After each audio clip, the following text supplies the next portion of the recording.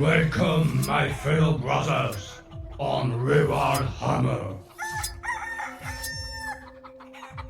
Et bonjour à tous les amis, salut à tous et bienvenue sur Rural Hammer, le podcast du Wargame à l'ancienne et du Warhammer bien de chez nous.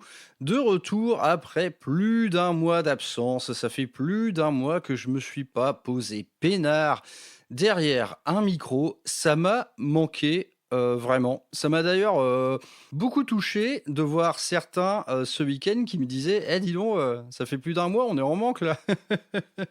Car oui, ce week-end, c'était la grande réunion, c'était la grande bamboula, c'était la méga fiesta. C'était le Rural Hammer Festival. Donc le Rural Hammer Fest, comme prévu, ça s'est tenu, ça a eu lieu. Maintenant, c'est fini. Nous sommes lundi et je suis encore dans un état de fatigue très avancé. Donc, je m'étais fait la réflexion. Donc, naturellement, cette émission sera attendue principalement par les gens qui étaient sur place. Et je me suis dit, bon, allez, on va attendre un peu, on va laisser retomber un peu l'adrénaline. On a encore le sang qui bout un petit peu pour une petite analyse à froid. Voilà, on va prendre le recul sur les choses. Eh ben non, en fait, je fais tout le contraire. Je ne suis pas remis du tout. Je suis encore dans un état assez galvanisé. Et allez, on fait tout le contraire. On prend le truc complètement à chaud. Comme ça, voilà, je serai le premier. Je vous emmerde. Ce sera moi le premier à faire le retour sur mon propre festival. On fait la démarche inverse. On va parler de tout ça encore avec dans le cœur en fait des tas de souvenirs et puis dans un état physique en adéquation. Le titre de cette émission, bon, on a fait un truc important. Eh ben ouais, vous allez peut-être trouver ça présomptueux de ma part, mais là je vous jure que ça a été tout le week-end mon sentiment prédominant. J'ai fait un truc important, pour moi, je pense pour un paquet d'entre vous, et même en fait au-delà, c'est-à-dire j'ai peut-être fait un truc important pour le village, pour les petits cercles associatifs qui gravitent autour de ça. Bref, à la fois pour ma communauté physique et virtuelle. Je vais pas m'en excuser, honnêtement, ça a été mon sentiment du week-end. J'étais en train de faire un truc important. J'étais en train de faire quelque chose qui avait beaucoup de sens pour moi. Et globalement, en fait, le simple fait de voir vos centaines de sourires tout le week-end suffisait à rendre le truc important. Donc, si c'est présomptueux, peut-être, je m'en fous. Ça a été mon sentiment. Donc on est à chaud, on est fatigué, mais je pense que voilà, on a déjà le recul nécessaire pour voir que l'ensemble a été un véritable succès. À vrai dire, moi j'ai acté ça dès le début. Hein. Dès le début, quand je faisais mes annonces micro, là, quand je voyais à quel point vous étiez chaud, bouillant, quand je voyais que les tables étaient belles, quand j'ai vu cette rangée centrale avec toutes les armées, je me suis dit, ah ok, vendu, c'est parti. Il y a eu en fait tout au long de cet événement d'excellentes vibrations. À vrai dire, je l'ai senti un peu venir. Là, les 2 dernières semaines, je vous raconte pas, mais j'étais sur l'écriture du Rural Hammerfest vraiment à plein temps. Et quand je dis plein temps, c'est genre 10 heures par jour, quoi. Et les derniers jours, les 3-4 derniers jours, sur le Discord et ailleurs, j'ai vu monter le truc en puissance. J'ai vu monter les bonnes vibrations, j'ai vu monter la hype. Il y a eu des surprises de dernière minute, mais qui ont été vraiment terribles. La veille du truc, je me suis dit, ça va être un truc de dingue. Ça va être un truc de dingue. Et je me suis pas gouré.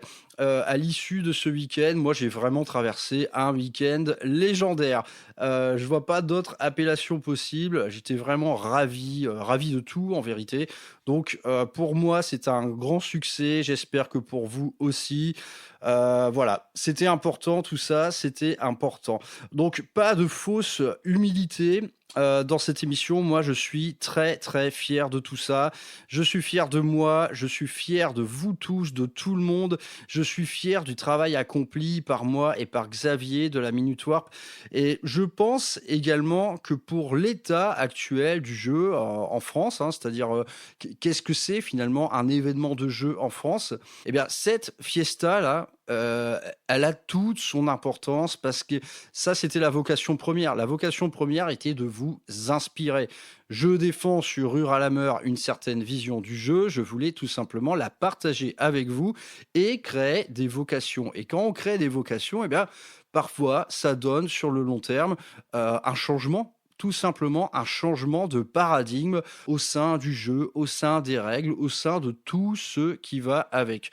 Donc, quand je dis que c'est important, je le crois vraiment. En vrai, pour l'état du jeu, etc., je dis pas que je vais changer le jeu à moi tout seul, mais bah, justement, plus on sera nombreux, plus sans doute bah, on fera évoluer la chose.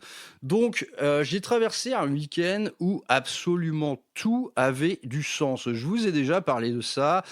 Vous savez que je suis quelqu'un en quête permanente de sens dans absolument tout ce que je fais. Et bien là, honnêtement, ça faisait mais une éternité que j'avais pas passé un moment comme ça où absolument tout avait du sens, quoi. Vraiment, partout où je levais les yeux, quand j'avais le temps de le faire, tout avait du sens à mes yeux, à mon cœur. Enfin, c'était vraiment dingue. Déjà, vos innombrables sourires avant toute chose, ça, c'est le truc qui a le plus de sens pour moi, hein. C'est la plus belle récompense. C'est voilà, le sourire tout le temps, partout. Ce week-end, j'ai pas vu une gueule de travers, hein. Tout le monde avait la putain de banane, quoi. Ensuite, ça avait beaucoup de sens pour moi par le fait que ça réunisse absolument tous mes cercles d'amis. Donc ça, c'est quelque chose qui a dû vous échapper.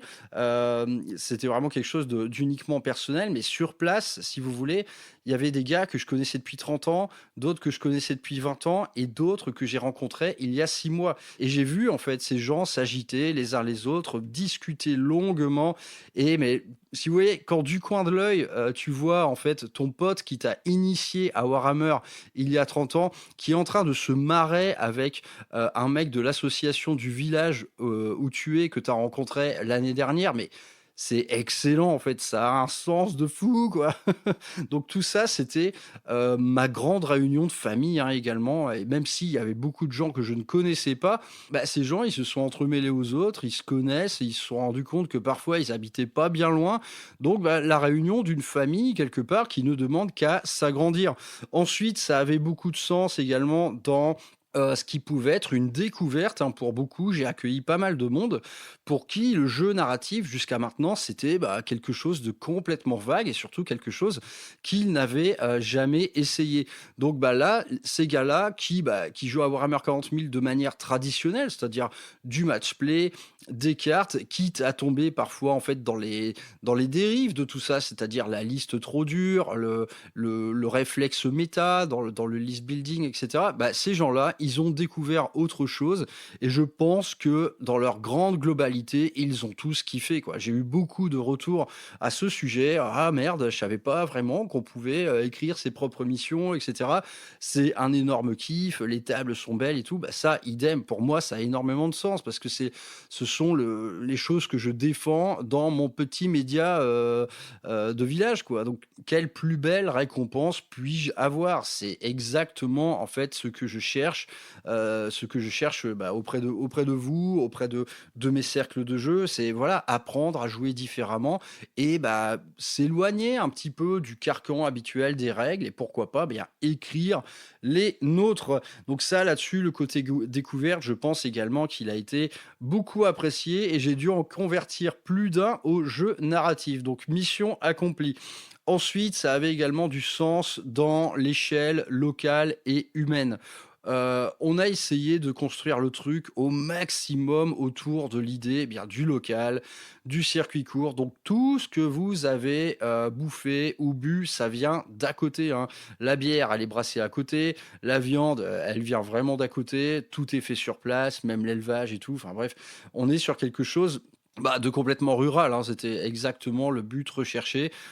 C'était 100 de la bouffe faite maison.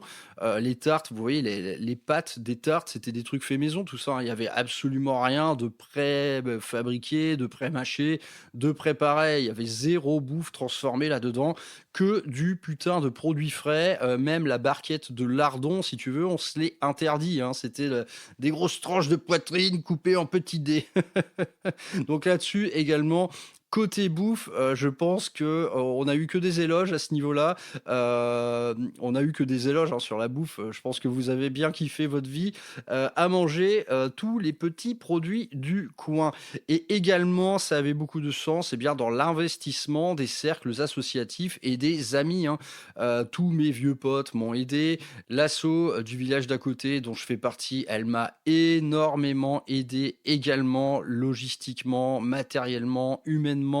L'Oiseau-Jeu de Montchevreuil, c'est une asso en or, les mecs, hein. C'est vraiment une association en or. Donc bref, tout ça, pour dire que, bah, tout avait beaucoup de sens pour moi. J'ai vu s'incarner sous mes yeux toutes mes idées, quoi, tout ce que je défends, tout ce que je défends, que ce soit en termes de valeurs, mais en termes également, bah, humains, vraiment, enfin, c'était un kiff, mais un énorme kiff.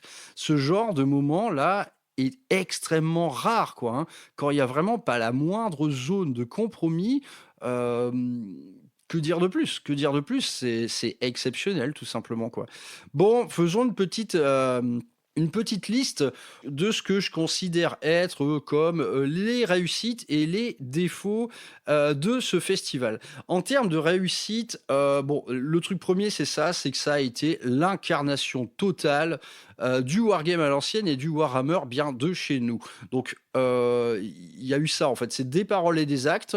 Je parle de ça depuis plus d'un an, et bien là, ce week-end, on n'a eu que ça. C'était vraiment ça, le wargame à l'ancienne, à la cool, avec la bibine, avec les petites règles maison, avec des armées full peintes. Voilà, j'ai vu là sous mes yeux le résultat, eh bien de pas de mon travail, je vais pas dire ça, mais en gros ce que je défends, bah là je l'ai vu et ça fait bien plaisir. Donc on a d'une part un média qui blablate, hein, mais d'autre part on a un vrai événement qui est complètement dans l'esprit de ce média. Donc la cohérence, je l'ai trouvé totale. Donc ça j'en suis très content. Du côté des réussites, on peut aussi noter que le système des Rubia s'est réellement incarné, sur les tables. Pour les tables, ça a été une espèce de brocante en vérité. Tout le monde avait ramené une quantité de trucs incroyables. Et donc, la campagne d'Erubia, telle qu'elle a été conceptualisée par Xavier, eh bien, je l'ai vue naître sous mes yeux. C'est-à-dire l'agrimonde de Solanum, ça ressemblait vraiment à un agrimonde. La basilique Saint-Patrice de la Miséricorde, c'était une putain de basilique magnifique. Le bastion du gouverneur bombardé, tous les sites de forage de minerais du cercle des Astérides, les tables avaient de la gueule, c'est clair, mais surtout, en fait, elles incarnaient vraiment l'histoire et la géographie telle que moi et Xavier, on l'imaginait. C'était vraiment très très bon, quoi, très très convaincant en fait en termes d'immersion. Donc très bien, je trouve que le lore en fait il a vraiment pris corps ce jour-là. Autre réussite, eh bien, la beauté des figurines, hein. On a vu de la super figue partout. Là encore, ça avait beaucoup de sens le fait que la semaine d'avant, on avait le petit live vidéo boarding challenge. À vrai dire, c'était même pas fait exprès, c'était même pas voulu de ma part. Le boarding action et le Rural Hammerfest, je voyais ça comme deux entités complètement séparées. Bah, le résultat, c'est que il y a genre mais trois quarts des armées qui vous ont régalé dans ce live vidéo. Et bien ici, vous les avez vus en vrai et je pense qu'on en a pris tous plein les mirettes. Il y avait vraiment des très très belles armées. Donc la beauté des figues, la beauté des tables. Là aussi, on était encore sur quelque chose que je défends au quotidien, c'est bah, la volonté de recréer du beau, quoi. Ce jour-là, on a vu du beau partout, tout le temps. Donc très bien, le beau, ça rend heureux et c'est même plus utile que l'utile. Autre réussite, je pense que le petit système d'annonce micro avec la petite sono s'est révélé être tout à fait fonctionnel. Vous étiez très sage durant vos petits briefings de mission, donc ça, je pense que c'est inscrit dans le marbre. Je me vois pas faire autrement. J'ai dû couper court en vérité, hein. Les briefings de mission, du coup, ça avait lieu vers 10 heures, où je vous expliquais où vous alliez jouer, etc. À vrai dire, je m'imaginais sur ma petite scène, là, sur ma petite scène de village, je m'imaginais en fait beaucoup plus développer le lore de chaque affrontement, c'est-à-dire vous présenter à tous le contexte. Je me suis rendu compte très très vite que c'était impossible, sinon le truc aurait pris 1 heure et demie. Donc j'ai fait le choix de faire un simple appel, d'affecter quelque part les ordres et le lore de chaque mission, en fait, je vous laissais le soin de le lire personnellement et ça, je crois que ça a été bien suivi parce que les gens à la fin, enfin durant les parties me disaient souvent en fait qu'est-ce qu'ils étaient en train de faire par rapport au lore. Donc ça a marché vraiment pas mal. Le petit système d'annonce micro, c'était très cool. Allez, autre bonne nouvelle, autre réussite, le Rural Hammerfest est un événement rentable, c'est-à-dire que j'ai remboursé absolument tous les frais engagés et bon, je vous l'avais annoncé, c'est un événement caritatif, hein, l'argent perçu va dans les caisses de l'école du village. Eh bien, sachez qu'on a réuni pas moins de 500 balles, 500 euros pour l'école. Bah là, c'est plus que prévu. C'est plus que prévu parce que vous avez été généreux. Voilà. Et là-dessus, je ne peux que vous faire mais un immense merci pour votre générosité parce que d'une part, pour gagner de l'argent, du coup, il y avait les bières. La bière, c'était la principale source de revenus. Et d'autre part, j'avais mis une petite boîte à dons pour l'école du village et vous avez été nombreux à y participer. Donc, merci pour votre générosité et pour certains d'entre vous, merci pour votre exceptionnelle générosité. Je ne vais pas vous citer, vous vous reconnaîtrez. Merci du fond du cœur, les mecs, c'est exceptionnel. Merci, merci, merci beaucoup. Autre petite réussite, naturellement, eh bien, c'est l'intérêt du comité des fêtes du village. Peut-être qu'un jour, je serai délégué pour organiser la foire au boudin. Non, à la Ville-Tertre, on a chaque année la fête de la moule. Eh ouais, au mois de septembre, c'est la fête de la moule. Je vous inviterai peut-être, c'est très sympa. En tout cas, le comité des fêtes m'a exprimé son intérêt pour notre petit événement. Ça fait toujours plaisir. À vrai dire, officiellement, le Rural Hammerfest était un événement ouvert au public, mais à vrai dire, je n'ai absolument pas communiqué à ce sujet par peur d'être débordé. C'était sûr que j'allais être dans le jus. J'étais sûr également de ne pas être assez nombreux pour, en fait, pouvoir, moi, accueillir les visiteurs. Donc cette partie-là, j'y ai un peu renoncé. Malheureusement, ce sera corrigé pour sans doute une prochaine fois. Mais là-dessus, voilà, c'est un des points à développer. Autre réussite, je pense que globalement, c'est l'ambiance exceptionnelle qui a régné tout au long de ce week-end. C'était convivial, c'était bienveillant, c'était franchouillard. On sentait régner une espèce de légère ébriété rigolarde. À ce titre, je vous salue pour votre comportement vraiment impeccable. Il n'y avait pas un mec bourré. Tout le monde a été très sage, très vaillant, très raisonnable dans sa consommation, mais néanmoins, l'ambiance était rigolarde comme tout, ça riait dans tous les côtés. L'ambiance, vraiment, elle était fabuleuse. Autre petite réussite, c'est l'émission. Globalement, elles ont été bien remplies. Les scénarios ont été bien compris également. Il y a eu 2-3 petites mauvaises interprétations de règles, mais rien de bien grave en vérité. Il y a même des fois où j'ai pu corriger le tir en cours de partie. Et dernier petite réussite, c'est pas de casse, pas de dégâts, pas de bobos, que ce soit au niveau du local, au niveau des figurines, au niveau de tout. Je crois que personne n'a cassé quoi que ce soit et c'est excellent. Du coup, venons-en aux petites améliorations potentielles à amener à ce genre d'événement. Du côté des tables, honnêtement, j'en étais mais satisfait à 100%, mais c'est clair qu'on est encore sur quelque chose d'un peu foutraque. Les tables, en vrai, les tables, c'est quelque chose, moi, que je vois comme étant collaboratif. Et du coup, c'est quelque chose un peu au long cours. Quand vous voyez, par exemple, les événements qu'organise H le Gentil dans le Sud, ils ont des tables de fous furieux, mais l'expérience n'est pas la même. Ils en sont à je sais plus combien d'éditions, mais en gros, ils ont déjà un beau passif en termes d'organisation d'événements et du coup de construction de tables. Donc ça, je pense que ça a vocation à évoluer. En l'état, les tables, pour moi, je les trouvais super super, mais naturellement, on peut pousser les curseurs beaucoup plus loin pour encore plus d'immersion, pour encore plus voilà, de plaisir, tout simplement. Donc les tables, c'est super, mais naturellement, il y a encore des progrès à faire. Ensuite, je trouve encore que le lore n'est pas assez massivement intégré à tout ça. Pourtant, voilà, on fait le max. Xavier a écrit beaucoup, beaucoup, beaucoup, mais le jour J, on n'est pas assuré qu'en fait tout le monde l'ait lu, ce lore. Donc ça, c'est encore un peu une énigme pour moi. Je ne vois pas comment communiquer davantage à ce titre. Pourquoi pas, pour une fois qu'on a un beau texte de lore, pourquoi pas faire un podcast, par exemple en duo, qui vous explique les tenants et les aboutissants de la campagne d'Erubia. Oui, je l'ai pas dit, mais tout ceci avait un nom, avait un petit titre, c'est la campagne d'Erubia, les mecs.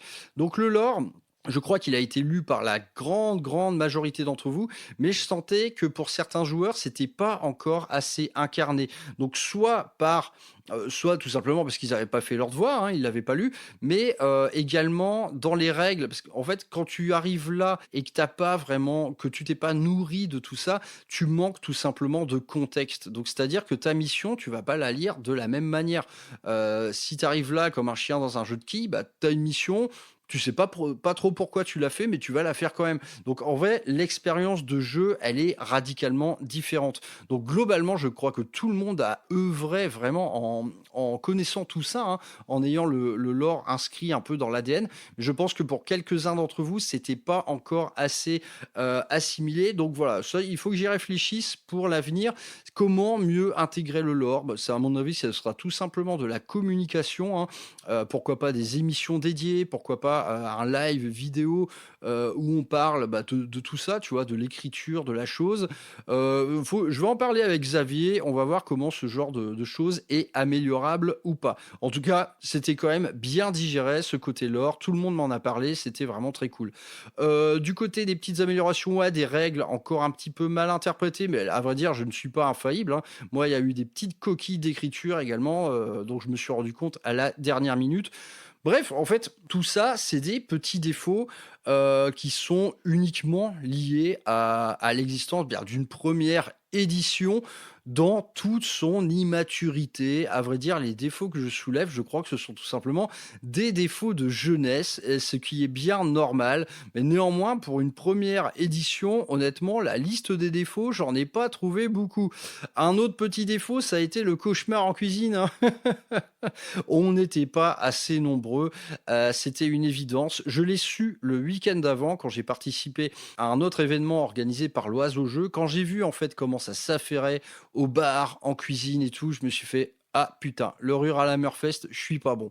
Donc j'ai trouvé des gens en urgence, mais globalement, on était trop peu nombreux pour assurer toute la logistique. Donc on l'a fait, il n'y a pas de problème, mais putain, c'était intense. C'était intense, la fatigue physique, elle est délirante. Ton corps n'est plus qu'une crampe géante, tu n'es plus que douleur. En tout cas, on a mené notre mission à bien, donc voilà, tout ça, c'est autant un défaut qu'une réussite en vérité. En tout cas, pour la prochaine fois, ouais, il faut recruter un petit peu plus. Donc ça, n'ayez pas peur, je l'ai bien noté. Néanmoins, les repas ont été livrés à l'heure. Je pense qu'il n'y a pas eu de grosses couilles logistiques à ce niveau-là. Donc très très bon aussi. Bon, ensuite, pour vous parler un peu de l'événement lui-même, je vous propose quand même un mini making-of de tout ça. En gros, comment ça s'est écrit, la campagne d'Erubia. Donc déjà, l'idée première, c'est-à-dire le système, la campagne, le monde d'Erubia. Donc ça, c'est du côté de Xavier. C'est lui, moi, en gros, je me suis pointé, j'ai des joueurs pour faire un événement, qu'est-ce que tu proposes, quoi? En gros, c'était un peu ça, quoi. Donc lui, il s'est amusé à théoriser un truc de son cru, un truc qui était une mise en contexte géante, c'est-à-dire avec une géographie complète. Et moi, en fait, conjointement à ça, j'ai déjà en fait œuvré pour la mise en place des restrictions, c'est-à-dire quel type de liste je vais vouloir avoir le jour J. Donc pour aujourd'hui, je vais pas vraiment parler du lore, tout simplement parce que je pense qu'on va y revenir longuement avec Xavier. Cette campagne, elle est maintenant terminée, donc je crois qu'elle mérite également ces petits textes conclusifs. débrief, hein, on va voir ça ensemble. Moi, j'ai tout noté, hein, j'ai tout archivé, donc j'ai les scores, j'ai voilà, l'arborescence en fait des affrontements, elle a été faite, la veille au soir. Donc donc du côté du lore, je vais pas vous en dire plus pour l'instant, tout simplement parce que ça mérite largement d'être développé. Là, pour cette partie-là, pour le coup, j'aimerais plus le faire avec la tête froide. C'est-à-dire, on laisse macérer tout ça un petit peu. Donc, je vais vous parler un peu du making-of, mais de mon côté, c'est-à-dire du côté de l'écriture des missions et des scénarios. Donc, comme je l'ai dit, tout a commencé avec la mise en place des restrictions pour les listes. Donc, du côté Board in Action, bah, il n'y a pas eu de souci, hein, c'était 500 points. Tu respectes le livre, moi je valide direct, aucun problème. Et pour 1000, donc petit rappel, j'avais établi des listes à 1000 avec des restrictions comme les personnages nommés interdits, pas d'IK, pas de RK, 2 battle line minimum, 2 datasheets monstres véhicules maximum, 250 points maximum par datasheet et une seule doublette autorisée hors battle line. Donc ça a été la restriction. Elles ont toutes été acceptées très facilement. Il y a eu quelques erreurs, mais voilà. Et j'ai fait quelques corrections de liste également au fil des semaines, avec toujours ce même conseil. C'était joue plutôt populeux, joue plutôt MSU. Plus tu auras de monde sur table, plus tu vas t'amuser. Et vous me direz ce que vous en avez pensé durant cet événement, mais je crois que les meilleures parties ont concerné les parties avec les armées les plus nombreuses. C'est ce que je pense avoir vu de mes yeux. Les parties, par exemple, avec 2 gros châssis, elles sont peut-être un peu traînées la patte, tout en étant plus impactantes. Je pense qu'en fait, le champ des possibles était tout simplement moindre qu'avec une grande armée d'infanterie, quoi. Donc ça, c'était mes petits conseils. Vous me direz ce que vous avez pensé de tout ça sur les listes restrictives. Est-ce qu'elles sont améliorables? Est-ce qu'il faut les changer? Moi, honnêtement, j'ai trouvé ça vraiment cohérent quand on a vu toutes les armées là, côte à côte sur l'allée centrale en début de journée. C'était top, hein. Moi, j'avais devant moi quelque chose de terriblement cohérent, quoi. Donc, suite à ça, donc j'avais mon premier jet en termes de participants et de listes. Et donc, je me suis déjà mis à théoriser ce qui allait être mon match-up de rêve. Par match-up de rêve, je veux dire qu'il y a des affrontements qu'on a envie de voir, des affrontements qui sont iconiques, et des affrontements également que je me suis mis un peu à triturer suivant le niveau de jeu des gens, le degré de puissance des listes, mais également l'esthétique simplement des armées. Donc j'ai établi comme ça le match-up que je voulais voir en vérité. Et donc ensuite, en dialoguant avec Xavier, je me suis mis à adapter tout ça suivant le lore et surtout le contexte de la campagne d'Erubia. Donc il y a eu quelques petits remaniements. C'est un mot qu'on entend souvent, ça. Il y a eu quelques petits remaniements politiques et donc j'ai dû réadapter ce match-up de rêve en faisant quelques compromis. Mais à vrai dire, quelques compromis, moi, qui m'allaient très bien. Dans la foulée, les gens se sont également mis à m'envoyer leur lore. Et ce lore, je me suis mis à l'archiver précieusement, tout simplement, car il allait être en fait mon matériau de base pour l'écriture des missions. C'est-à-dire que dans les missions, il fallait que j'intègre au maximum, dès que faire se peut, le lore des gens. Xavier également s'est nourri de tout ça pour écrire en fait il a commencé à aller vers les différents théâtres d'affrontements possibles en intégrant le lore des armées. Il y avait clairement des armées qui avaient un lore assez fort, assez personnel. On s'est mis quelque part à leur trouver un rôle, tu vois, un enjeu principal, une quête, un but, la raison de votre présence, qu'est-ce que vous venez foutre sur le sol d'Erubia. Donc ça, idem, tout ça, je pense qu'on en parlera dans une petite émission de lore. Venons-en maintenant à ce qu'ont été les règles de l'événement. Donc le samedi, c'était la foire au 2 versus 2. À vrai dire, j'ai joué à un maximum d'alliances, tout simplement parce que c'est un des exercices les plus fun à Warhammer 40 000. Et donc, les armées alliées, donc j'en ai mis le maximum, ça plus la partie board in action. Et donc ces armées alliées, elles allaient être considérées en termes de règles comme étant 2 forces complètement séparées. C'est-à-dire par exemple les WAG, les serments de l'instant, tout ça, votre armée n'intéresse n'interagissez pas avec celle de votre allié. Idem en termes d'ordre, hein, par exemple, et en termes de bonus, d'aura, etc. Même si vous étiez des alliés, même si vous deviez remplir une mission, en termes de règles, c'était beaucoup plus simple de vous considérer comme deux armées séparément. Donc ça jouait également avec le nombre de points de commandement, etc. Du côté du déploiement, les règles normales s'appliquaient. Chaque joueur devait déployer ses troupes de manière alternée, hein, entre alliés. Ensuite, j'ai donné le droit aux gens de pouvoir splitter leur unité en deux.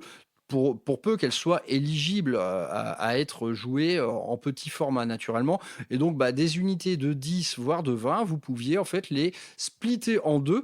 Suivant la mission que vous aurez à remplir, vous allez pouvoir préférer jouer un effectif MSU ou tout simplement de grandes phalanges de soldats. Donc ce petit bonus-là, il a été utilisé par pas mal de monde. Je pense que ça a été apprécié. Et du côté des objectifs primaires, pour cette première ronde du samedi, je les ai comptabilisés, mais à vrai dire, à un tarif unique de 2 points par objectif et donc de maximum 10 points par round. Donc quelque chose de très limité en termes de score. Le vrai score, il se passait ailleurs et il ne se passait pas non plus dans les objectifs secondaires, tout simplement parce que des objectifs secondaires, il n'y en avait pas. Vous aviez chacun une mission secrète. Donc cette mission secrète, une par intervenant, donc c'est-à-dire dans une alliance, on a 2 missions secrètes. Et donc cette mission secrète, elle ne devait être révélée en aucun cas à vos adversaires, mais idem à votre allié. Votre allié n'était pas au courant de votre mission secrète. Vous deviez agir, mais sans divulguer votre stratégie. Par contre, dès que vous marquiez un point rempli par votre mission secrète, eh bien là, vous étiez obligé de la révéler à la fois à votre allié et à votre adversaire. Donc, j'avais un petit bonus, par exemple, si tu révélais ta mission secrète par erreur, tu perdais un PC. Bah ouais, c'est comme ça, mon gars. Et donc, au début du tour 3, chaque joueur devait révéler sa mission secrète. Et donc, à partir de là, eh bien, le plan de table, il change parce que la stratégie globale est révélée. Et donc, à partir de là, on pouvait librement discuter avec son allié de la manière dont réussir nos missions secrètes le plus efficacement du monde. Donc, voilà, des petites adaptations de règles, rien de bien méchant. Je pense que ces missions secrètes, elles ont été plutôt appréciées, hein. Ça a fait un peu grimper l'excitation d'avoir une mission dont personne n'est au courant. Il y a des gens qui ont choisi même de ne pas marquer de points pendant les tours 1 et 2 pour éviter de révéler la vraie nature de leur mission secrète, tout en plaçant leurs pions pour la remplir du mieux possible à partir du tour 3. Donc, côté stratégie, il y avait quand même des trucs sympas à faire avec ces missions secrètes.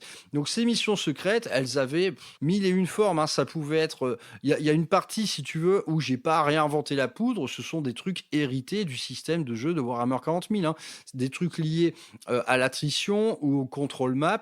Mais à vrai dire, pour cette ronde 1, je me suis quand même un peu lâché, tout simplement, parce que j'ai eu beaucoup de temps pour les écrire. Donc, on avait des missions secrètes où, par exemple, il y avait un gars qui devait identifier des sites d'extraction de minerais, par exemple, pendant que son allié, sa mission secrète consistait ensuite à les faire exploser. Donc là, il y avait un vrai travail en tandem. Et donc, on avait certaines missions, il y en avait 2, je crois, où les alliés connaissaient leurs missions secrètes respectives, ce qui donnait un gameplay finalement totalement différent. Donc du côté des missions secrètes, on avait également le genre de mission complètement asymétrique, hein, c'est-à-dire que tu marques 0 ou 20 points. Est-ce que tu as capturé la Sainte Relique? Est-ce que tu as tué le Prince Démon? Ça, c'était du tout ou rien. Il fallait vraiment... tu as un seul et unique objectif, quoi. Et donc, ces missions secrètes, donc on avait des parties avec du score, hein, en vérité. Donc les gens m'ont noté le score. Et à vrai dire, je vous ai un peu entubé, hein, parce que le score n'avait que très très peu d'importance pour la suite des événements de la ronde 2. La ronde 2 était tout simplement déterminée à partir de l'échec ou de la réussite de certaines missions secrètes. Franchement, il y a des gars qui avaient des missions secrètes plus importantes que d'autres. Il y en a qui étaient complètement fun. Je pense à Capitaine Savignac et sa mission qui consistait à cueillir des champignons. Hein. Ouais, il y avait un peu de LOL également, évidemment. En tout cas, ouais, il y avait des missions secrètes qui étaient décisives. Alors, dès comme ça, durant la première ronde, j'en avais 4. Il y avait 4 missions secrètes. éparpillés parmi vous tous qui m'ont permis en fait de déterminer ce qui allait se passer le lendemain. Donc naturellement les scores sont là et ils ont une raison d'être parce qu'on a quand même besoin de savoir si c'est une victoire ou une défaite, mais la vraie victoire ou la vraie défaite, à vrai dire, elle était cachée au sein de ces missions secrètes. Donc là, idem, je vous en dirai plus sans doute dans l'épisode sur le lore, parce qu'il y a vraiment des missions secrètes qui étaient complètement inscrites dans le lore de la campagne des Rubia. Le lendemain, pour la ronde 2, on prend les mêmes et on recommence, mais je change un petit peu la formule. On a toujours une majorité d'affrontements en 2 versus 2. Et donc là, l'exercice périlleux de la ronde 2, c'était que personne n'ait le même allié, ni n'affronte le même adversaire, ni ne soit sur la même map, ni ne possède les mêmes missions secrètes que la veille. Donc c'est à partir de là que l'écriture des missions et des scénarios a pour moi été un véritable plat de spaghettis dans lequel je me démêlais tel un lombric. C'était une véritable partouze. Et donc là, le temps de cerveau a été assez conséquent. Donc, globalement, ça a été réussi. Et de mémoire, je crois qu'il y en a 2 d'entre vous, il me semble, qui ont dû, en fait, combattre sur la même map. Eh bien, là, les gars, soyez assurés que j'ai étudié toutes les autres possibilités et que je n'ai pas eu le choix que de vous laisser au même endroit, que ce soit en termes de lore, que ce soit en termes de contexte, d'enjeux narratifs et tout, je n'avais pas le choix. Vous deviez rejouer sur la même map. Donc désolé, là on est dans ce qui est sans doute un petit défaut du jeu narratif, c'est que le jeu narratif va être exigeant en fait sur la cohérence de son univers. Et bien là, pour jouer la cohérence, parfois je n'ai pas eu le choix de mettre les mecs au même endroit. Donc désolé les mecs, j'ai fait de mon mieux. Néanmoins, là j'avais vraiment pas le choix, quoi. Donc ça, donc cet exercice-là de proposer aux joueurs une expérience vraiment différente d'un jour à l'autre, on va pas se mentir, ça a été le plus compliqué pour ma part. Bon, je pense que l'objectif a quand même été bien rempli. Donc là, idem, on a gardé le système de missions secrètes et pour un peu innover, eh bien, j'ai mis en place, conjointement à ces formats 2 versus 2, des affrontements simples à 1000 points en 1 versus 1 via des tables jumelles. C'est-à-dire que chaque grand affrontement en 2 versus 2 avait une table jumelle à petit format et cette table jumelle, elle allait jouer le rôle d'envoi de renfort. C'est-à-dire que les mecs à petit format, durant la partie, ils pouvaient choisir d'envoyer des unités à eux sur l'autre map. Et alors là, ça a été sans doute mon pari le plus dangereux en termes de règles et d'écriture de mission. C'était chaud, c'était vraiment casse-gueule et à mon grand bonheur, le truc a été parfaitement intégré. J'ai eu quelques questions au début parce que la règle était quand même un peu nébuleuse, mais honnêtement, le truc s'est quand même très très bien passé et j'ai vu des petites tables pouvoir envoyer des renforts véritablement décisifs sur telle ou telle table. Et à vrai dire, ça avait pas mal de sens parce que même les gars qui, sur les tables en 1 versus 1, ont rencontré des difficultés ou alors n'ont pas pu immédiatement envoyer de renfort et tout, en fait, ils ont tenu la ligne, quitte à retarder leur adversaire et donc leur permettre de moins intervenir. Donc tout ça a quand même pas mal pris corps, hein. C'était pas mal. Et ce qui était compliqué, naturellement, c'est qu'on était sur 2 formats différents, donc des temps de partie qui, généralement, n'avaient rien à voir. Et donc cette map à 1000 points, elle possédait 2 couloirs d'extraction vers lesquels vous pouviez envoyer vos troupes. Et ces troupes, elles arrivaient sur les grandes maps, mais en plein milieu des phases. C'est-à-dire que vous pouviez avoir des renforts qui arrivaient pendant la phase de mouvement ennemi ou adverse, la phase de tir allié ou adverse, etc. Et idem pendant la phase de corps à corps. Et donc là, j'ai mis en place des règles qui étaient un peu casse-gueule. C'était dès que votre renfort arrive sur la grande map, il tire en fait. Il tire en état d'alerte gratuitement, peu importe la phase durant laquelle il intervient. Donc tout ça, ça nous a donné quelques gogolleries en termes de timing. C'est-à-dire que par exemple, on fait débarquer un Dreadnought sur la grande table, on est pendant la phase de mouvement allié.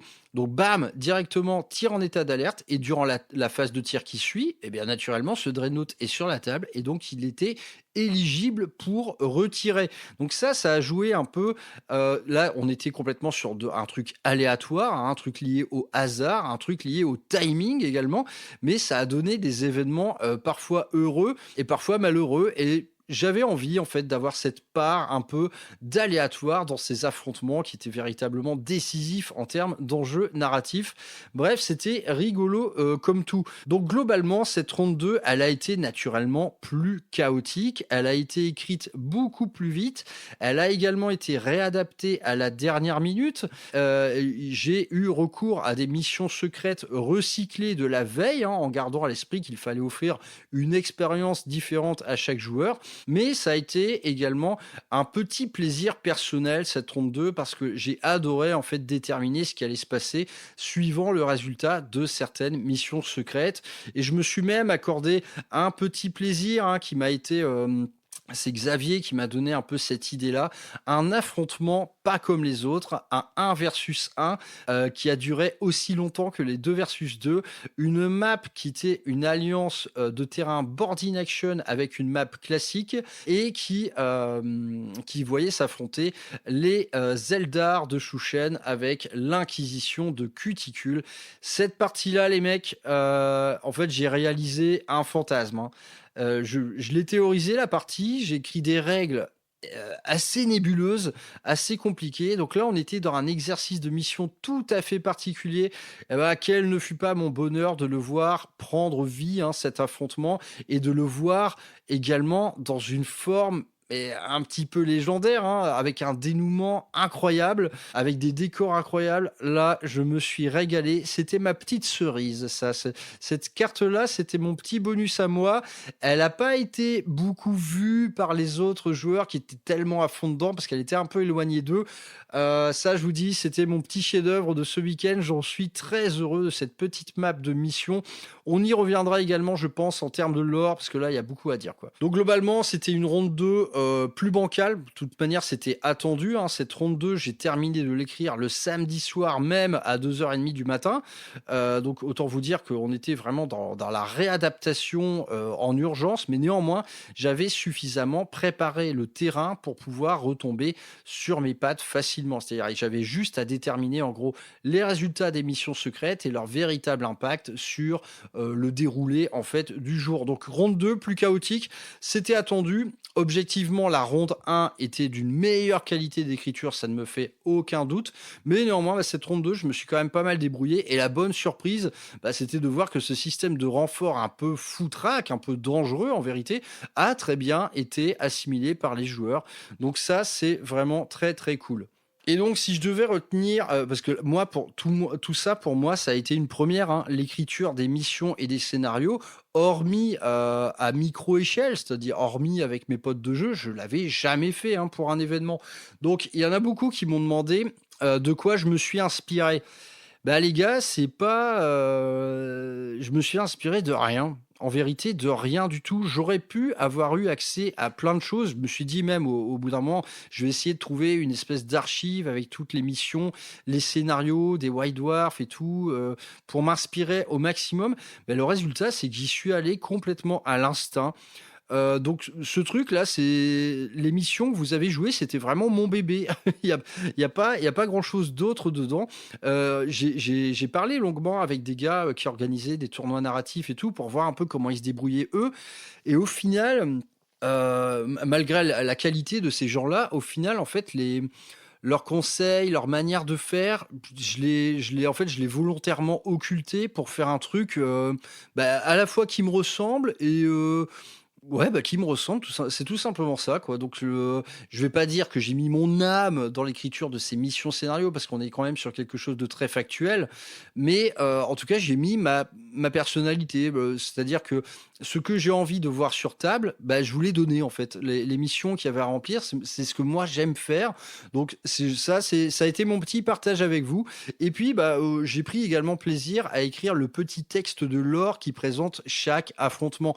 Donc ça c'est un peu du lore au rabais hein, par rapport à ce qu'écrit Xavier, c'est-à-dire qu'il n'y a pas de, j'ai pas une vraie plume concernant ce genre de petits descriptifs, mais néanmoins j'ai pris beaucoup de plaisir à le faire. C'était un exercice vraiment sympa. Bon, j'ai un peu laissé ma vie, j'ai pas compté les heures, mais honnêtement, j'y ai passé un putain de temps fou hein, sur cette campagne d'Erubia, la partie mission et scénario, plus faire les zones de déploiement. Ça, c'était un exercice compliqué également parce qu'on a du mal à jauger hein, parfois la dangerosité de certaines choses. Je pense que j'ai fait 2 erreurs à ce niveau sur les cartes de déploiement. Par exemple, il y avait une mission, une des missions principales où il fallait tout simplement garder la Sainte Relique, la Sainte Braise au cœur de la basilique. Cette mission-là, à aucun moment, je ne voulais que le défenseur soit impacté dès le tour 1. Pourtant, bah, ça a eu lieu. C'était lié à la fois à un déploiement trop généreux, je pense, et également à une mauvaise connaissance de certaines règles, de certains détachements, de certaines factions. Je ne savais pas que le mec pouvait éventuellement advance ses charges. Donc là, petit bonnet d'âne pour Frère Maxou, j'ai pas fait exprès. Et bon, après, ce qu'il y a eu de rigolo dans la réadaptation de dernière minute, en fait, en termes d'écriture de règles, de missions, de scénarios, c'était de redonner une chance à ceux qui avaient un peu trop perdu, à mon sens. Il y a eu il n'y en a pas eu beaucoup. En gros, durant la ronde 1, il y a eu 3 joueurs, je pense, qui ont eu un mal fou. Il y en a un, il s'est enfermé chez lui, dans sa zone de déploiement. Il y en a un, il s'est fait agresser bien trop tôt. Bref, tout ça, j'étais au courant de ça. C'était pas censé se passer comme ça, mais en tout cas, j'en ai pris note et j'ai fait en sorte, le lendemain, de leur offrir quelque chose d'autre. Et pourquoi pas, bah, quelque chose où ils étaient en posture dominante. Parce que là, autant le dire de cru, hein, toutes les missions là que je vous ai offertes, c'était déséquilibré dès le départ. J'ai pas fait de match play, quoi. J'ai pas fait de jeu égal. Non, sur toutes les maps, il y avait à chaque fois quelqu'un en position supérieure. C'était un choix de ma part. C'était aussi suivant les enjeux narratifs de la campagne d'Erubia. Il y a des trucs que je voulais voir gagner. Donc je leur ai donné les armes pour gagner. Parfois, ça s'est pas passé comme ça. Hein. Mais il y a, si vous voulez, moi, l'histoire, il fallait qu'elle se déroule dans une certaine direction. Et donc, j'ai mis l'accent parfois sur certains déséquilibres. Donc, ne m'en veuillez pas. C'est pour le bien de tous. C'était pour vous offrir, en fait, l'expérience la plus riche. Et je pense que pas mal d'entre vous ont pris également beaucoup de plaisir à triompher alors qu'ils partaient d'une situation peu envieuse. Donc ça également, ça fait partie des petits faits d'armes qu'il y a eu ce week-end. Il y a une autre interrogation que je me suis longuement posée, et ça j'en appelle à vos remarques. Le gros débat interne, ça a été, est-ce que je décide qui a le tour 1 ou pas ? Ça, c'était vraiment la grande question. Sur certaines maps, c'était décisif. Je pensais surtout à la map des orques sur Solanum. Celui qui commençait, clairement, il allait faire mal. Mais que ce soit dans un sens ou dans l'autre, tu vois, c'est ça le problème. Donc j'ai choisi au dernier moment de ne pas décider. Je vous ai laissé tirer ça au dé. Après, j'avais pas envie non plus qu'on vienne me dire ouais, mais bon, tu les as fait commencer, donc c'est pas très cool. Bah ouais, mais donc je vous ai laissé faire ça au dé. Dites-moi en fait si c'était la bonne idée ou pas. Honnêtement, il y a des tables où je voulais qu'un camp commence parce que ça faisait plus de sens à mon sens. Je sais pas, donnez-moi votre avis là-dessus. Est-ce que vous auriez préféré qu'on choisisse pour vous ? Voilà. Je sais pas trop quoi rajouter concernant cette partie mission scénario. Il y a beaucoup de choses que je n'ai pas dû dire. J'ai dû oublier plein de choses, mais bon voilà, c'est le prix à payer d'une émission un peu qui se fait en mode réaction à chaud. Et donc bah, pour la suite, on regardera plutôt du côté du lore et en particulier eh bien, du lore dont s'est occupé Xavier de la Minute Warp. En tout cas, le vrai résultat de tout ça, eh bien, c'est qu'on a une véritable campagne, une campagne très cohérente avec énormément d'enjeux et de contexte. Et même si on a rassemblé mais plein de races, plein de factions différentes, le truc tient la route de ouf, quoi, hein. Moi, à la relecture finale de tout ça, je me suis dit: «Mais attends, c'est du bon boulot en vérité, quoi». C'est pas pire en termes de foutraque que les trucs que nous offre Game Workshop, hein. Je vous renvoie à la dernière campagne, qui vient de sortir, celle de Narkmound. C'est complètement foutraque. Il y a tout le monde va partout tout le temps, nous, putain, mais on s'en est vraiment, vraiment bien sortis et j'en remercie Xavier, hein, pour son aide précieuse. Le mec, donc d'une part, il est très doué pour la plume, hein, vous avez pu le noter, ses textes, ils sont excellents et il est complètement parti dans une espèce de truc nébuleux et baudelairien dès lors qu'il s'agisse en fait d'aborder le lore Eldar ou Necron ou Votann. Le mec, il s'est lâché, c'était un régal. Donc bravo à lui, hein, pour la qualité de sa plume. Mais surtout, le mec, il est très bon pour le contexte. Parfois, moi, j'avais un problème de match-up, que je disais, ah putain, Xav, dans le cercle des astérides, il y a eux qui se retrouvent là, en face, il y a eux. Pourquoi, en fait, qu'est-ce qu'il pourrait foutre là? Généralement, le mec, il avait la réponse en 5 secondes. Et c'était impressionnant, hein. Tu voyais le gars vraiment, mais nourri au lore, mais au biberon, parce qu'il avait mais les idées, il les avait tout le temps. Et en réalité, en fait, on s'est assez peu appelé, hein, durant cette période, tant le mec, en fait, il répond, bam, direct. À chaque sollicitation de ma part, il me donnait 3 ou 4 idées. Et moi, sur ces 3 ou 4 idées, j'allais pouvoir écrire pendant 12 heures. Donc c'était assez phénoménal, en fait, la manière dont ça se répondait. Je pense objectivement qu'on a formé un très bon duo en la matière. On est tous les deux des rêveurs, hein. Moi, j'ai sans doute le pragmatisme nécessaire, et l'expérience des règles pour adapter, en fait, ces idées comme ça, par écrit, en règle et tout. Et lui, c'est un rêveur, il est très, très bon pour la mise en contexte. Donc en fait, on a fait une solide équipe et donc je pense qu'on va se retrouver tous les 2 pour en parler plus longuement, mais en étant focus, cette fois, sur le lore. Vous avez eu des nombreuses questions sur le lore. Eh bien, vous verrez bientôt la fin du tunnel. Toute la campagne d'Erubia va prendre sens à vos yeux. Et elle va prendre sens d'autant plus que on a décidé, j'y avais pensé en amont, mais je pense que sur le Discord, tout le monde s'est affolé autour de ça. On va faire un bouquin. On va faire un putain de bouquin de campagne. Un bouquin qui va regrouper les textes de Xavier, son lore officiel. Un bouquin qui va regrouper toutes mes missions et tous mes scénarios, en vous faisant voir même les embranchements qui auraient été possibles en termes d'affrontement. Ça, je pense que c'est intéressant. Et également, les illustrations, et donc, qui ont été faites par l'intelligence artificielle, mais qui sont très cool. Et on va saupoudrer le tout des magnifiques photos que nous a fait Brezios ce week-end. Vous allez en prendre plein les yeux. Donc là, je crois qu'on a largement matière à faire un putain de PDF de 120 pages qu'on pourra imprimer pour se faire plaisir. Ça nous fera un souvenir du tonnerre. Je pense que le bouquin de campagne d'Erubia, ce sera le meilleur témoignage possible de ce qui s'est passé au Rural Hammerfest et ce week-end fabuleux. Un week-end fabuleux, ouais, à tous les niveaux, vraiment à tous les niveaux. On a passé un week-end fabuleux. Moi, j'avais vraiment des étoiles dans les yeux toute la journée. Honnêtement, l'excitation a complètement annihilé la fatigue. Quelques douleurs physiques également, parce que putain, tu piétines. Que ce soit pour couper les échalotes, faire cuire de la viande ou vous expliquer certaines règles, ça a piétiné. Ça faisait longtemps que je m'étais pas assis d'ailleurs. Bref, un franc succès que ce Rural Hammerfest. Je suis vraiment très fier, très content.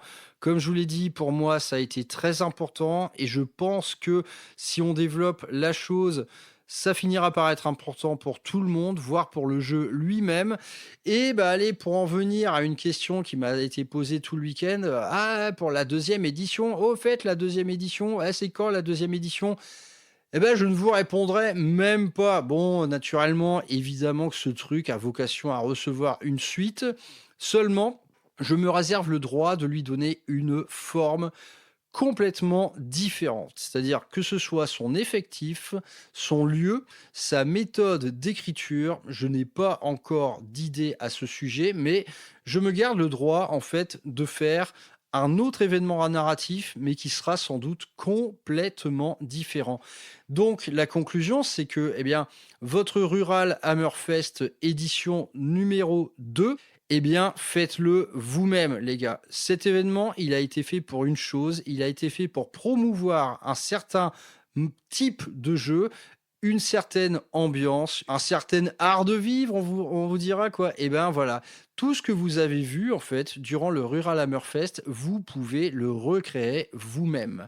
Vous êtes 4 potes, et bien faites ça. Vous vous calez un week-end, vous choisissez le gars qui a la plus grande maison, vous mettez 2 tables, vous faites les courses, vous participez aux courses, vous louez une tireuse à bière, vous louez une tireuse à bière et vous vous faites un petit festival narratif. Le livre également, en fait, aura vocation à tout vous révéler pour vous donner un maximum d'idées pour vos propres parties. Donc ma réponse dans un premier temps, c'est ça. Le Rural Hammerfest édition 2, ça se passera chez vous. D'ailleurs, n'hésitez pas à m'inviter, hein, moi je suis chaud. N'hésitez pas également à inviter les mecs que vous avez rencontrés et qui sont proches de vous. Faites en fait perdurer ce jeu que vous avez aimé. Voilà. Démerdez-vous en fait, démerdez-vous. Donc le livre, vous l'aurez bientôt. On va quand même prendre le temps nécessaire à faire ça bien, avec une belle mise en page, avec des belles photos, avec du texte que probablement je vais réécrire un peu pour lui donner une meilleure forme, parce que là on est sur quelque chose de très brut, hein. Mais bref, le Rural Hammer édition 2, eh bien, prenez-en soin vous-même. Organisez-vous, faites-vous des petites rencontres à 4, voire à 6, 8 personnes. Démerdez-vous, vous avez largement en fait de quoi faire ça, c'est une évidence. Donc faites vos petits événements narratifs bien de chez vous, avec du wargame à l'ancienne, du wargame comme on l'a tous aimé durant ce week-end exceptionnel. Un week-end exceptionnel, eh bien, pour lequel je me dois de faire naturellement quelques remerciements. Voilà, c'est indispensable, hein. Cet événement, c'était également le vôtre. Donc, pour conclure cette émission un peu à l'arrache, je vais me contenter de tous vous remercier, vous tous les ruralistes, pour votre bonne humeur, pour vos coups de main, pour votre apport matériel et logistique, pour votre générosité, votre sympathie, votre qualité, votre culture. Est-ce que vous seriez pas ce qu'on appelle ma commu? Voilà, c'est ma commu. Putain, bah ma commu, elle déchire, les mecs. Vous avez tous été exceptionnels, hein, vraiment. Vous voir tous là réunir, partager. Oh là là, c'était trop bien. Donc big up à vous tous.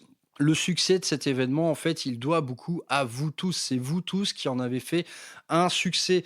Naturellement, remerciements et pas des moindres. Je dois remercier, mais du plus fond de mon âme, la grande chanoinesse Camille de Notre-Dame des Carabistouilles.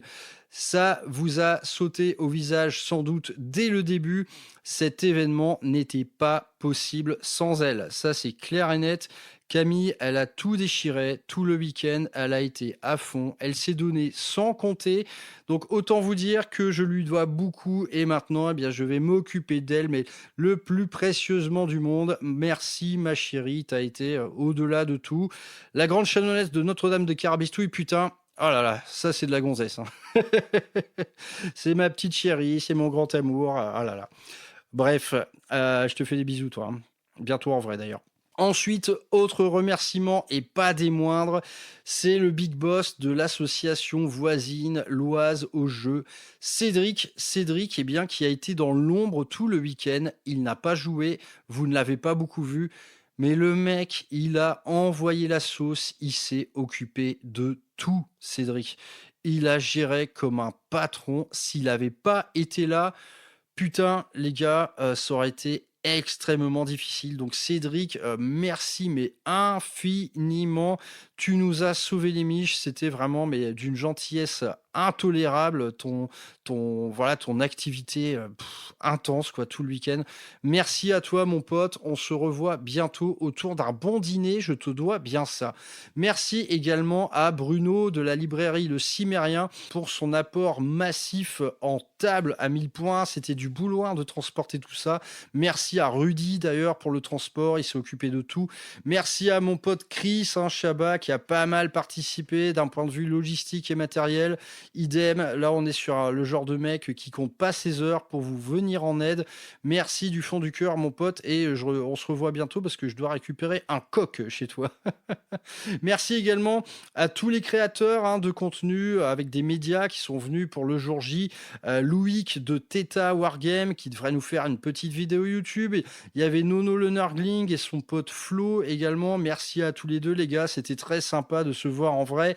Et naturellement, Thibaut du Land Rider et son compère Raphaël. Ça m'a bien fait plaisir également d'échanger avec vous après toutes ces heures à vous avoir écouté.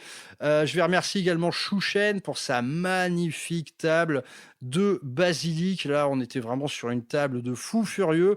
Il y a un monde où le Rural Hammerfest pourrait regrouper uniquement des tables de ce niveau-là. On en rêve tous, je pense.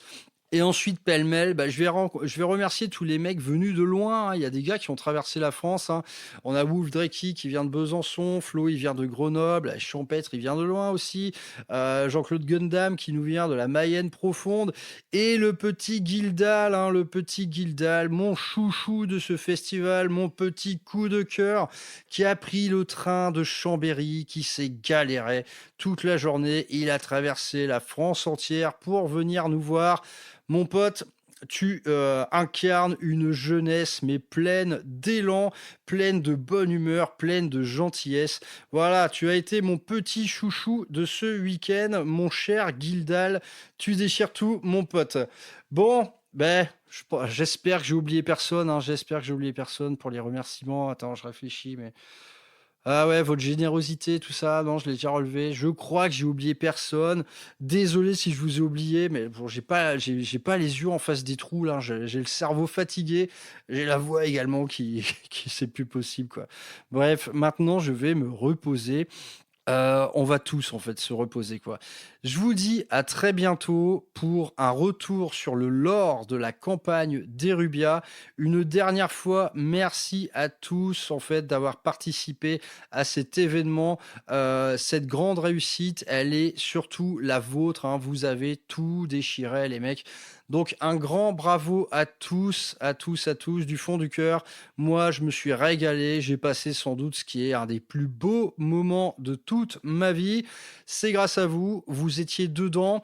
Je pense que recréer ça, c'est voué à l'échec. Et c'est pour ça que si on fait quelque chose d'autre, ce sera sans doute dans une forme différente. Il y avait un élan, il y avait une vibration, il y avait la petite immaturité de la première fois qui ont rendu cet événement exceptionnel. Pas exceptionnel dans le sens où c'est trop bien, non, exceptionnel dans le sens exception. Je pense que recréer une exception, ça ne fonctionne pas. Eh bien, vous avez été là ce week-end, vous avez participé à une exception, quelque chose qu'on ne reverra sans doute plus jamais sous la même forme. Néanmoins, on va s'y employer. Bon, on va se reposer maintenant. À très vite, les loulous, sur les ondes de Rural Hammer qui va revenir dans son bon vieux format podcast paisible. Ah, j'ai hâte, là. Tu sais, une petite émission à la con, là. J'ouvre un codex. Oh, tiens, ça a l'air cool. Et hop, j'en parle pendant 1 heure. Ah, putain, ça va être bien. Ça va être bien le retour à un média paisible. Néanmoins, ce week-end de la surexcitation et de la violence, putain, mais qu'est-ce que j'ai aimé ça. Qu'est-ce que j'ai aimé ça, les gars. Ah, évidemment que je vais le refaire. Évidemment que je vais le refaire. Portez-vous bien, les mecs. À plus tard.